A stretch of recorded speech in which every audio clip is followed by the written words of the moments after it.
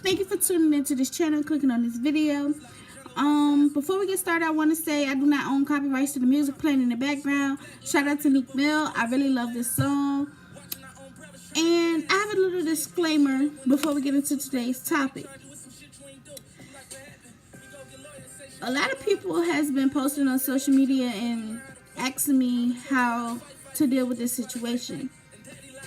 And I always told them, you know, like, that's disrespectful for one, and you know, to push them off to the side.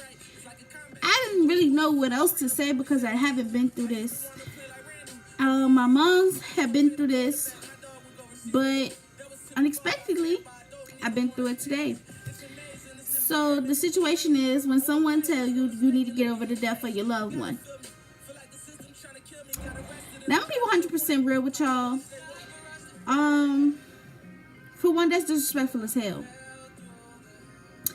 I try not to cuss, but that is very disrespectful. Because you got over the fact that that loved one is gone, doesn't mean their daughter or son is, their mother or father is, their brothers and sisters is, their girlfriend or boyfriend is, their friends are, and so on and so forth. Now, that's something you will never get over. If you truly, truly love and care for your loved one, that is something you will never get over. Especially if they were taken from you. Okay?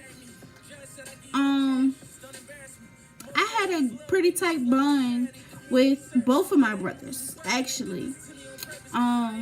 So did my mom. You know, my mom lost her firstborn. Like, that's something no parent has to go through. No parent should have to lose their child, especially to gun violence over nothing. Okay?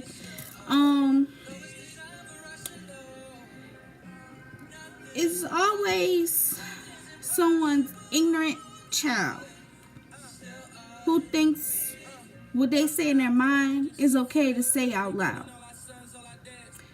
You might think it's time for them to get over it. You might think it's time for them to move on. But they don't work at your time. They don't work at your speed. Okay? Your bond might have been like this, while our bond would have been like this. So because it took you 0.5 seconds to get over that death, it might take me 25 years to get over it. And I would never get over it. They might not get over it. She might not get over it. He might not get over it. You got over it, so you live your life. We will move on from it, but we will never get over it. These two don't equal up. You get what I'm saying? You catch my drift? Okay, good. So, if you one of them people who think that it's okay to tell somebody, oh, you need to move on, or you need to get over, think twice before you do it. Because I was literally 2.5 seconds from punching that person in the face. I ain't never gonna lie to you. And, you know, I've been clearing my head a lot, and I've been getting on this good old path of righteousness. And it took me back to 2013 and 2017. Yes, one of them was not my biological brother. But he was my biological brother's best friend. He was more than a brother than anybody of my friends that I'll call my brother. My mom looked at him as her child. I looked at him as a brother. My little brother looked at him as a brother. My oldest brother looked at him as a brother. He did more for me than any of my brother's friends have. Not saying that they have to, but, you know, when my brother got killed, you know, he was locked up. And he called my mom every single day. Checked on me, checked on my little brother, checked on my mama, made sure we didn't need anything, made sure we was good. Ask me how many friends of my brothers did that. I can literally count on one hand how many did that. And after, I'm not even gonna lie, after probably a year and a half, 2 years, that went out the window. But he still checked on my brother. And I'm pretty sure he still do, even though he not here. Because I still call his phone. Both of them. You know, even though one of them number got to somebody else, but I still call that number. Even I would text him like, don't answer. Just let me hear the voicemail. That is something you will never, ever get over. They were supposed to be here. Their life should have never been taken, especially over nothing. Nothing at all. So if someone tell you that, don't react. Don't even give them that power over you. Don't even give your flesh that power over you. Pray for them. Pray for them. It's going to make you mad. Trust me. It's going to make you mad. Pray for them. Go in your room. Go in a corner. Go somewhere by yourself. Bathroom. Wherever. And woosah. You know. Yeah. Go cry. Go scream. Go punch a wall. Do not give them the power. They want you to give them that power over your life. To feel like they can control you. They do not control you. You control you. Period. End of discussion.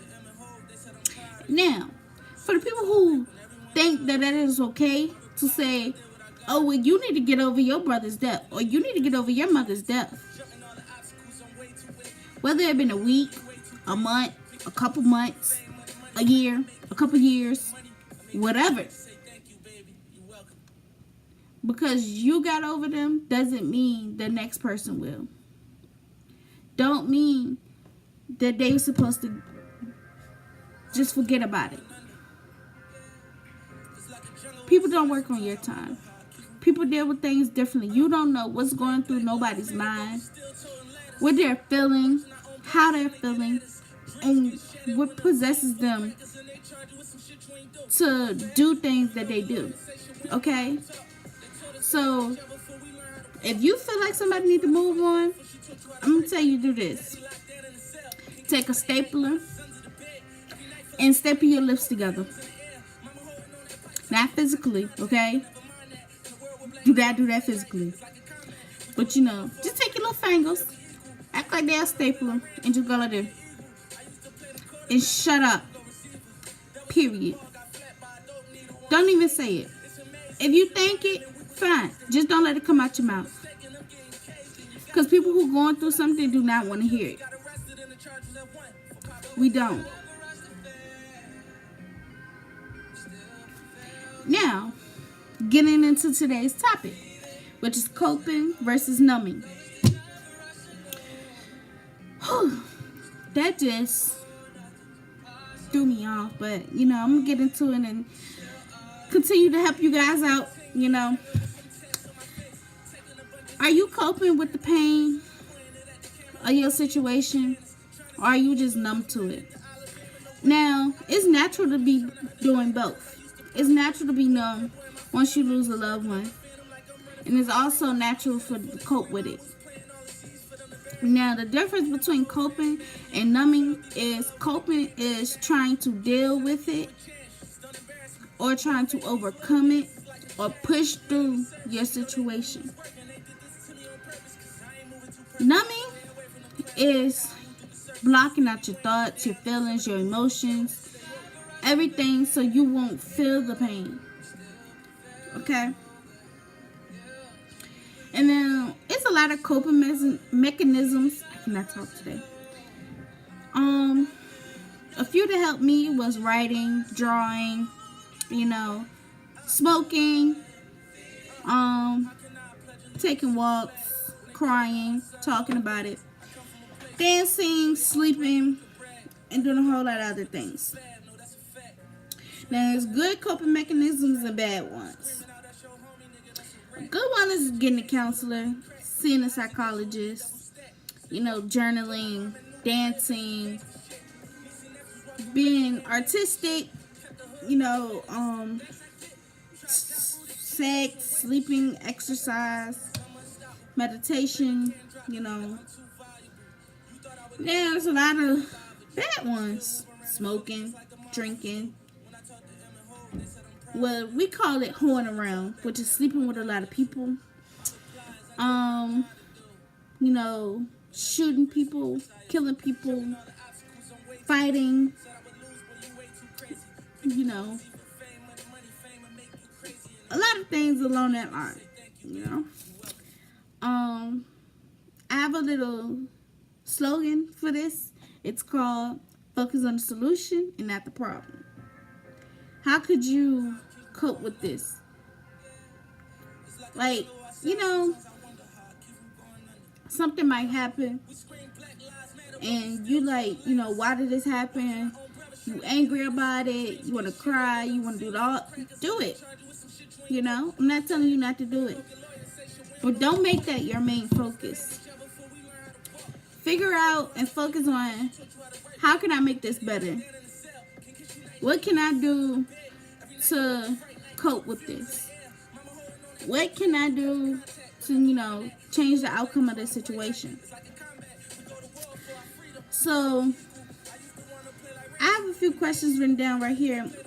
And the first one is, how can we make the world a better place? For me, gun violence. I'm not a big fan of it. Yeah, everybody should have a gun for their protection. You know, not all people. You know, people who know how to use it responsibly and for emergencies only.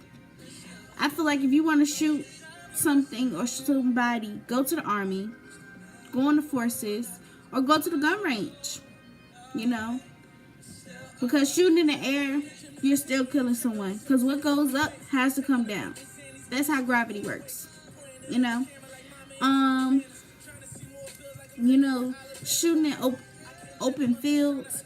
Now, if you shooting open fields where ain't nobody living at, you know, that the bullet can't, you know, travel into somebody's house and hit someone's child, mother, father, or whatever, cool. You know, just be mindful of where you shooting, how you shooting, and who's around you. Next question is, how can we reduce crime in our community? This petty beef, please end it, please, please. I'm tired of seeing our young black kings on the news. I'm tired of seeing them in obituaries. I'm tired of seeing mamas crying because their son is not here, or because their son is making stupid decisions based off anger. Stop littering. If you know someone has a boyfriend or girlfriend, don't even mess with them. Because that's the number one problem in these streets. And that's more common in this generation for some apparent reason. Also, fighting over drugs, arguing over drugs, it's not that serious. Hating. Please stop hating. Please. It's enough money out here in this world that everybody can get their own bag. That everybody can eat. Okay? You gotta grind for it just like the next person. You can't sit on your behind and think that stuff is just gonna get handed to you. It's not. Because if you thirsty, if you don't say nothing, if you don't go work for it, if you don't go try to buy you one, I'm not gonna just go, here you go. It's not gonna work like that. You have to talk. Closed mouths don't get fed. Okay? If you want to fight, fight. That's what you got hands for. Back in the day, they fought. They didn't go out shooting people because somebody said something about their outfit.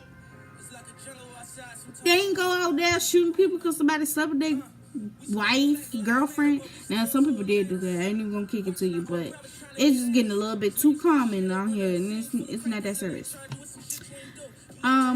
Another one, how can you honor and remember your loved one? Hey, you can do a memorial. You know, make a video with all y'all pictures, y'all memories, videos, and join them all together. Make a little slideshow. You know, you can build a platform based off your loved one's situation. Like me, I'm building this foundation of Beyond Tears based off the simple fact that I lost 2 siblings. And I'm trying to help someone else. That's pretty much all that I have for this topic. I've challenged for you guys. Is a 2-part to this challenge. So the first part is to write a letter to your loved one, put it in an envelope, and seal it. Put it in a safe place. Make sure if you move, if you do anything, keep it with you. Like, keep up with it. And then from the day that you wrote it, open it a year from that date. So if you write the letter today, which is February 1st, 2019, February 1st, 2020, you will open it and you will read it. Okay? Read it out loud. You might go to their grave or their memorials or whatever and read them out loud like they're sitting in front of you. You know? Second, if your loved one was taken or murdered, you know, you may not know who murdered them. You may not know, why they murdered them. You may know who murdered them. Write a letter to them and read it out loud. So you write the letter. Say if I'm writing a letter, I'll write it. I'll read it out loud. Blah, blah, blah, blah, blah, blah. After you read it, burn it. Literally take a lighter and burn the paper. And when the paper is burning, you might want to lay it on the ground so you won't burn yourself. But please do this responsibly. If you're under the age of 15, please get an adult to do this. If not, you can rip it up. Okay? So when you're burning it or when you're ripping it up, I want you to say, you no longer control my life. You no longer control my emotions. I forgive you. And if, it might be hard to forgive them. You might not forgive them right then and there. But you're working on forgiving them. Okay? Because holding that in is not healthy. So, over time, you have to forgive because it's not going to help them, but it's going to help you. Okay? Because holding a grudge, it takes on you because they're out here living their life. They find what they got going on. While you sitting over here moping sad, sitting around like, oh my God, I hate this person. Like, why they do this to me? I said, They living their life. They're like, oh, I got a bar. Let's go party. Alright. And you over here like, I don't want to go nowhere. I can't do anything. You stopping yourself from having fun. You stopping yourself from opening that business you've been talking about opening. You stopping yourself from getting that degree that you talking about you getting. So, say you no longer control my life. You no longer control my emotions. I forgive you. Because you might not have to judge them in their final days.